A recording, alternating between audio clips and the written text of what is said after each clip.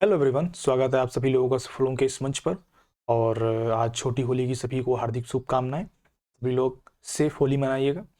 तो चलिए फिर जीके जीएस की सीरीज में मॉक टेस्ट नंबर 5 को हम कंटिन्यू करते हैं, जिसमें आपके 25 क्वेश्चन होते हैं प्रीवियस ईयर के, जो भी आपके CGL CHSL MTS में आए हुए हैं उन सभी का इसमें समावेश रहता है। तो चलिए पहले क्वेश्चन से स्टार्ट करते हैं। कौन सा आयोग यूनाइटेड किंगडम से संसद के 7 सदस्यों का एक समूह था, जिसे ब्रिटिश भारत के लिए सांविधानिक सुधारों का सुझाव देने के लिए गठित किया गया था? बिल्कुल सही सोच रहे हैं आप। जो साइमन कमीशन आयोग था, कौन था? साइमन आयोग था। साइमन गो बैक का नारा लगाया गया था। वो क्यों लगाया गया था? क्योंकि इसमें जो है एक भी भारतीय नहीं था। जो 7 सदस्यीय ये समूह था, इसमें सभी के सभी जो है ब्रिटिशर्स थे, अंग्रेज थे। इसमें एक भी भारतीय नहीं था, इसलिए इसका विरोध किया गया और इसको संवैधानिक सुधारों का सुझाव देने के लिए ही भेजा गया था, मतलब अध्ययन करने के लिए। और मूल रूप से इसका नाम जो है भारतीय वैधानिक आयोग नाम रख दिया गया था। लेकिन बाद में इनके जो मेन नेतृत्वकर्ता थे वो कौन थे? अध्यक्ष बोल लीजिए, सर जॉन साइमन थे। इसलिए इसका पूरा कमीशन का नाम ही क्या बदल दिया गया? साइमन आयोग, यानी साइमन कमीशन कर दिया गया। ठीक है, चलिए नेक्स्ट आइए। वर्ष 2016 में लेडीज यूरोपियन टूर जीतने वाली पहली भारतीय गोल्फर कौन थी? ये भी पुराना क्वेश्चन है, फिर भी याद रखिए। 2016 का 2019 में आया है। 2016 में लेडीज यूरोपियन टूर जीतने वाली पहली भारतीय गोल्फर कौन बनी थी?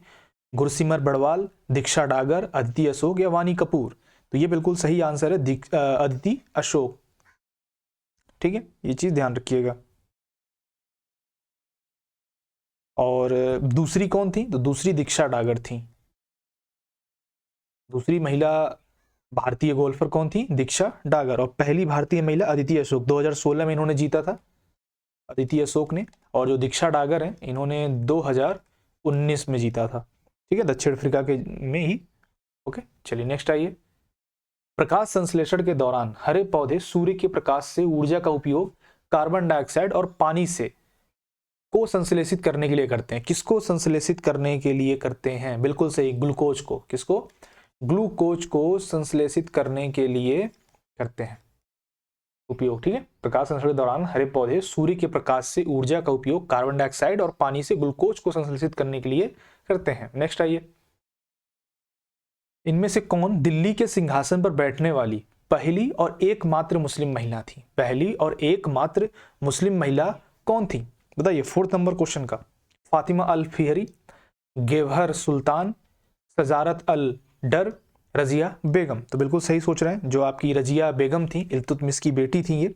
और इल्तुतमिश कौन था? आप सभी जानते हैं, जो गुलामों का गुलाम जिसे हम कहते हैं इल्तुतमिश, यानी जो आपके कुतुबुद्दीन ऐबक थे उनके गुलाम इल्तुतमिश थे। और इल्तुतमिश ने ही जो है रजिया बेगम जी की बेटी हैं। रजिया बेगम जो है इल्तुतमिश की बेटी हैं। ठीक है, ये ध्यान रखिएगा। चलिए नेक्स्ट आइए। और ये भी ध्यान रखिएगा, जो आपकी रजिया बेगम है, इन्होंने 1236 से लेके 1240 तक इन्होंने शासन किया था। प्रधानमंत्री श्रम योगी मानधन योजना का शुभारंभ किसके द्वारा किया गया था? प्रधानमंत्री श्रम योगी मानधन योजना, बताइए। देखिए, इसका शुभारंभ जो है 5 मार्च 2019 को किया गया था। कब किया गया था? 5 मार्च 2019 को। कहां से किया गया होगा? गुजरात के गांधीनगर से। ठीक है, वहीं से। और किसके द्वारा? बिल्कुल प्रधानमंत्री नरेंद्र सिंह मोदी जी के द्वारा शुरू किया गया था। नरेंद्र मोदी जी के द्वारा शुरू किया गया था। मतलब इसमें था क्या? इसमें यह था कि अगर आप 60 साल की उम्र हो आपकी हो चुकी है, ठीक है, तो उसमें जो भी असंगठित क्षेत्रीय कर्मचारी होते थे उनको जो है 3,000 रुपये मासिक जो है महीना, 3,000 रुपये महीना आपको पेंशन दिया जाएगा, जो 60 साल से ऊपर है, असंगठित क्षेत्र में है। ठीक, चलिए नेक्स्ट आइए। कौन सा विल्सन रोग का लक्षण नहीं है? निम्नलिखित में से कौन सा विल्सन रोग का लक्षण नहीं है? बोलने, निगलने या शारीरिक समन्वय में समस्या, अनियंत्रित गतिविधियां या मांसपेशियों में अकड़न, पैरों या पेट में फ्लूइड बनाना या रतौंधी? फटाफट इसका आंसर कर दीजिए। बिल्कुल सही, जो रतौंधी है ये इसका लक्षण नहीं है। बाकी बोलने, निगलने या शारीरिक समन्वय में समस्या ये है। अनियंत्रित गतिविधियां, मांसपेशियों में अकड़न, ये भी विल्सन रोग का लक्षण है। पैरों या पेट में फ्लूइड बनाना, ये भी विल्सन रोग का लक्षण है। तो आप सभी लोग अपने आप को यहाँ पर चेक कर लीजिए। ठीक है, रतौंधिया तो आप सभी जानते हैं, आंख की बीमारी है जिसे निक्टालोपिया भी कहते हैं। क्लियर। चलिए नेक्स्ट आइए। भारत में बैंकिंग विनियमन अधिनियम कब पारित किया गया था? ये सभी छोटे छोटे क्वेश्चन बहुत ज्यादा इंपॉर्टेंट है। ये एक लाइनें पूछ देंगे और आप बिल्कुल भी इसको कर नहीं पाओगे अगर आपको नहीं आता है तो, बिल्कुल रटना पड़ेगा ये चीजें। तो भारत में बैंकिंग विनियमन अधिनियम कब पारित किया गया था? देखिए, जो भारत में बैंकिंग विनियमन अधिनियम है वो आपका 1949 में, कब? 1949 में पारित किया गया था। जो भी बैंकिंग फार्म थे उन सभी को ये नियंत्रित करता था, ठीक है। और ये लागू कब से हुआ था? 16 मार्च 1949 से ये लागू हुआ था। चलिए नेक्स्ट आइए। सेब में निम्नलिखित में से कौन सा एसिड पाया जाता है? सेब में, एप्पल, एप्पल का फोन नहीं, एप्पल खाने वाला। सेब में निम्नलिखित में से कौन सा एसिड पाया जाता है? मॉलिक एसिड, मैलिक एसिड, या नाइट्रिक एसिड, या फॉर्मिक एसिड, या सल्फ्यूरिक एसिड? फटाफट, बिल्कुल सिंपल आंसर है ना। मैलिक एसिड जो है आपके सेब में पाया जाता है, ये सभी जानते हैं। चलिए नेक्स्ट आइए।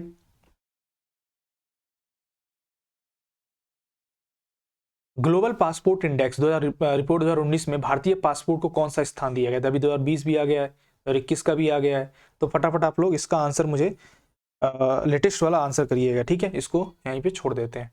2019 वाला फिर भी जान लीजिए, 67वां रैंक था भारत का। बेरिएट्रिक सर्जरी किसी व्यक्ति के किसमें परिवर्तन लाती है? जो बेरिएट्रिक सर्जरी होती है ये आपका पाचन तंत्र में परिवर्तन लाती है। किसमें? पाचन तंत्र में परिवर्तन यानी बदलाव जो है लाती है। नेक्स्ट आइए। गांधी इरविन समझौते में निम्नलिखित में से कौन सी एक शर्त नहीं रखी गई थी? गांधी इरविन समझौता आप सभी जानते हैं कब हुआ था, और उसमें से कौन सी एक शर्त जो है नहीं रखी गई थी?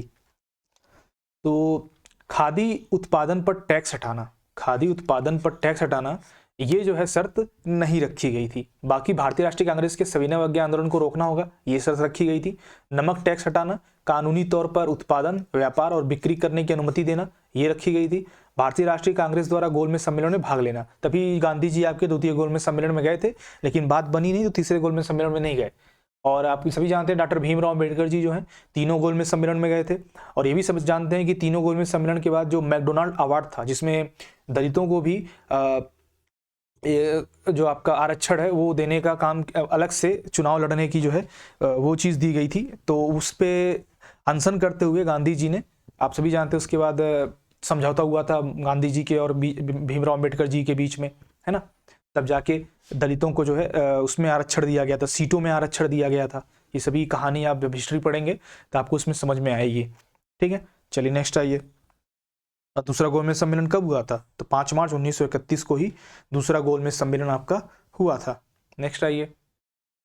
विश्व में सबसे बड़ा नदी द्वीप कौन सा है? विश्व में सबसे बड़ा नदी द्वीप, ये मैंने कल या परसों आपको पढ़ाते समय बताया था। तो सबसे बड़ा नदी द्वीप ध्यान रखिएगा, माजुली द्वीप है। कौन है? माजुली है, असम में है, ब्रह्मपुत्र नदी पे है। ये कहाँ पर है? ब्रह्मपुत्र, ब्रह्मपुत्र नदी पर ये इसका द्वीप बनता है। और ये माजुली द्वीप जो है ये सबसे विश्व में सबसे बड़ा नदी द्वीप है आपका। क्लियर। सुबनसिरी नदी से जब उत्तर में जो सुबनसिरी नदी है और दक्षिण में आपका जो ब्रह्मपुत्र है, इनके मिलन से ही जो है इस माजुली नदी द्वीप का हमें विकसित विकास देखने को मिलता है। भारत के संविधान का अनुच्छेद चुनाव आयोग को संसद और राज्य विधानसभाओं के चुनाव का पर्यवेक्षण करने की शक्ति देता है। कौन सा अनुच्छेद ऐसे करने की शक्ति देता है? 314, 342, 324 या 341? तो 324 जो है ये चुनाव आयोग को संसद और राज्य विधानसभाओं के चुनाव का पर्यवेक्षण करने की शक्ति देता है। इलेक्शन कमीशन ऑफ इंडिया, जिसे अभी हाल ही में सुप्रीम कोर्ट के आदेश के द्वारा पीएम, मतलब देश के पीएम और विपक्ष के नेता और आपके चीफ जस्टिस ऑफ इंडिया के अगुवाई में ही कमेटी गठित की जाएगी। इन तीनों की कमेटी ही जो है चुनाव आयुक्त की नियुक्ति करेगा, और जो भी अन्य समितियां अन्य उनके अंदर में आएंगे उनकी भी नियुक्ति आपका यही करेंगे, ठीक है। ये चीज ध्यान रखना है। नेक्स्ट आइए। वर्ष 1556 में मुगल साम्राज्य का सिंहासन किसे प्राप्त हुआ? वर्ष 1556 में मुगल साम्राज्य का सिंहासन किसे प्राप्त हुआ है? शेरशाह सूरी को, अकबर को, शाहजहां को, या जहांगीर को? बताइए। बिल्कुल सही, अकबर ही तो थे उस समय, सबसे छोटे थे, तो उस समय इनको राजा बनाया गया था, अकबर को। पूरा नाम जानते ही हैं आप, जलालुद्दीन मोहम्मद अकबर, जिसे अकबर द ग्रेट अकबर भी कहा जाता है। और शासन कब से कब तक रहा था आपका, मतलब आपका नहीं, अकबर जी का 1556 से 1605 तक इनका शासनकाल रहा था। चलिए नेक्स्ट आइए। और हुमायूं जो थे उनके बाद ही ये बने हैं। दिल्ली उच्च न्यायालय की पहली महिला न्यायाधीश कौन थी? दिल्ली उच्च न्यायालय की पहली महिला न्यायाधीश कौन थी? सुजाता मनोहर थी, या रूमा पाल थी, या लीला सेठ थी, या अन्ना चांदी थी? बताइए। तो बिल्कुल सही, लीला सेठ जो है, ये हमने साथ पढ़ा हुआ है, मतलब रिपीटेड है, रिपीट तो होते ही हैं। लीला सेठ जो है दिल्ली उच्च न्यायालय की पहली महिला न्यायाधीश थी। और चलिए फिर नेक्स्ट आइए। 15वें विधि आयोग की सदस्य भी रह चुकी हैं ये लीला सेठ जी, ये ध्यान रखिएगा।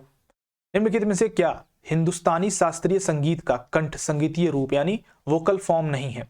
पखवाज, पखावज, या ध्रुपद, या तराना, या धमार? कौन सा जो है संगीत का कंठ संगीतीय रूप नहीं है, यानी वोकल फॉर्म में नहीं है? बताइए। तो जो पखावज है आपका, कौन पखावज, ये जो है आपका जो वोकल फॉर्म है, कंठ संगीतीय रूप है, वो नहीं है। बाकी ध्रुपद, धमार और तराना ये सभी उस रूप में आते हैं। चलिए संगत जो पखावज है ये कर्नाटक संगीत परंपरा में आता है। वर्कला, चौवारा और चवाकड़ और नतीका ये किस राज्य में समुद्र तट है? बहुत ही अजीब नाम है, लेकिन फिर भी आपको बताना है आंसर। केरल में कि महाराष्ट्र में, कर्नाटक में, तमिलनाडु में? तो ये है आपके केरल में। कहाँ पाए जाते हैं? केरल में। वर्कला, चौवारा, चवाकड़ और नतीका जो है ये समुद्र तट केरल में पाए जाते हैं। ठीक है, बहुत सारी नदियां हैं यहाँ पर और भी नाम है, ठीक है, बहुत सारे समुद्र तट भी हैं। इन सब के अलावा किझुन्ना भी याद रखिएगा, पूवर भी याद रखिएगा, नटिका और भी कई सारे हैं। ठीक है, चलिए नेक्स्ट आइए। भारत में सबसे ऊंचाई पर स्थित रेलवे स्टेशन किस राज्य में स्थित है? भारत में सबसे ऊंचाई पर स्थित रेलवे स्टेशन किस राज्य में स्थित है? बताइए। ये लगभग 2200 के लगभग ये मीटर ऊंचा है। फिट में लीजिए तो आप 7000 के आसपास फिट है, 7500 के आसपास फिट है ये। और भारत का सबसे बड़ा रेलवे स्टेशन है कौन सा? दार्जिलिंग हिमालय, दार्जिलिंग हिमालय, पश्चिम बंगाल में दार्जिलिंग जो हिमालयन रेलवे का जो पश्चिम रेलवे स्टेशन है, पश्चिम रेलवे स्टेशन जो है, ठीक है, यही सबसे बड़ा रेलवे स्टेशन है। 16वीं लोकसभा का सबसे अधिक आयु के सदस्य कौन है? 16वीं लोकसभा के सबसे अधिक आयु के सदस्य कौन हैं? जोशी जी, जेठमलानी जी, आडवाणी जी या अब्दुल्ला? तो ये हैं आपके लाल कृष्ण आडवाणी जी। क्लियर? चलिए वेरी गुड। नेक्स्ट आइए। उप मुख्यमंत्री, उप प्रधानमंत्री के रूप में भी इन्होंने कार्य किया था 2002 से 2004 के बीच में, आप सभी जानते हैं। नेक्स्ट आइए। राष्ट्रीय सूक्ष्म, लघु और मध्यम उद्यम बोर्ड एक वर्ष में प्रत्येक कितने महीनों में एक बार बैठक करता है? बताइए। बिल्कुल सही, ये करता है 6 महीनों में एक बार बैठक करता है। और ये जो आपका सूक्ष्म, लघु और मध्यम उद्यम राष्ट्रीय बोर्ड है ये स्थापित कब हुआ था? तो आपका ये ध्यान रखिएगा 15 मई 2007 में पहली बार इसे स्थापित या अधिसूचित किया गया था। ये चीज आपको ध्यान रखना है। नेक्स्ट आइए। और इसके जो एमएसएमई जो मंत्रालय है उसी के जो प्रभारी मंत्री होते हैं वो राष्ट्रीय बोर्ड के पदेन सभापति होते हैं, पदेन अध्यक्ष होते हैं। ये चीज ध्यान रखना है आपको। चलिए नेक्स्ट आइए। किसकी कमी से रिकेट्स का रोग होता है? किसकी कमी से रिकेट्स का रोग होता है? Vitamin A, B, C, D? तो सभी जानते हैं विटामिन डी की कमी से रिकेट्स रोग जो है होता है। क्लियर? चलिए नेक्स्ट आइए। हड्डियों के विकास के लिए आवश्यक होता है विटामिन डी। खजुराहो मंदिर किस राज्य में स्थित है? सभी जानते हैं, किसी का गलत नहीं होना चाहिए। खजुराहो मंदिर किस राज्य में स्थित है? मध्य प्रदेश, उत्तराखंड, आंध्र प्रदेश या उत्तर प्रदेश? बिल्कुल, छतरपुर जिला है आपका मध्य प्रदेश में, वहीं पर छतरपुर जिला, ये ध्यान रखिएगा, छतरपुर जिला मध्य प्रदेश में है, वहीं पर खजुराहो मंदिर आपका स्थित है। और यूनेस्को की विश्व धरोहर स्थल में भी ये शामिल है। क्लियर? चलिए, और ये भी ध्यान रखिए जो खजुराहो मंदिर है इसका जो निर्माण किया गया है, मतलब ज़्यादातर जो खजुराहो में मंदिर है उसका निर्माण किया गया चंदेल राजाओं द्वारा। किसके द्वारा? चंदेल राजवंश के द्वारा। राजवंश बोल लीजिए, वंश बोल लीजिए, चंदेल राजवंश के द्वारा किया गया है। कब से कब से बीच में? 950 से 1050 के बीच में इनका निर्माण किया गया है। और ये भी ध्यान रखिएगा, जो खजुराहो मंदिर है सभी जानते हैं, कामुक मूर्तियां के लिए ही प्रसिद्ध है ये। वर्ल्ड हैप्पीनेस रिपोर्ट 2019 में भारत की रैंक कितनी है, तो ये हटा देते हैं, आपको लेटेस्ट बताइएगा कमेंट बॉक्स में। मिनिमम सपोर्ट प्राइस, न्यूनतम समर्थन मूल्य किसके द्वारा अनुशंसित किया जाता है, ये तो बिल्कुल सिंपल है ना, सुनते रहते हैं आप हमेशा न्यूज़ में, एमएसपी जो है किसके सिफारिश पे किया जाता है, तो आपका एक है CACP। CACP क्या होता है, कृषि लागत और मूल्य आयोग, ठीक है, ये ध्यान रखिए। इन्हीं की सिफारिश के आधार पर जो है घोषणा की जाती है, न्यूनतम समर्थन मूल्य की घोषणा की जाती है। क्लियर, चलिए नेक्स्ट आइए, आज का लास्ट क्वेश्चन। यूनाइटेड किंगडम के बाहर सबसे पुराना गोल्फ कोर्स कौन सा है, फटाफट आंसर करिए। ये है Royal Calcutta golf club Kolkata में, Royal Calcutta golf club Kolkata में, ठीक है। चलिए, तो so thank you so much guys for joining this session. I hope ये सेशन आपको पसंद आएगा। बस ये रिवीजन के लिए ही है, ज़्यादा इसमें समय बर्बाद करने की आवश्यकता कोई नहीं है। 2 पे या 1.5 पे स्पीड पे आप लगा के इसको केवल सुन सकते हैं, ये बस केवल रिपीटेड है। ये प्रीवियस ईयर क्वेश्चन है, जितनी आप तैयारी कर रहे हो, जितने मॉक टेस्ट दे रहे हो, वो देखो कि याद भी हो रहे हैं कि नहीं हो रहे हैं। ये वीडियो देखने का बस एक ही पर्पज है कि आपको चीज़ें याद होंगी, रिकॉल होंगी, ठीक है। So thank you so much, take care, bye bye. 10-15 minute आप इतना यहाँ कर लोगे तो कोई इशू नहीं है ना, खाते समय सोते समय कर सकते हो आप, ठीक है। चलिए टेक केयर, बाय बाय।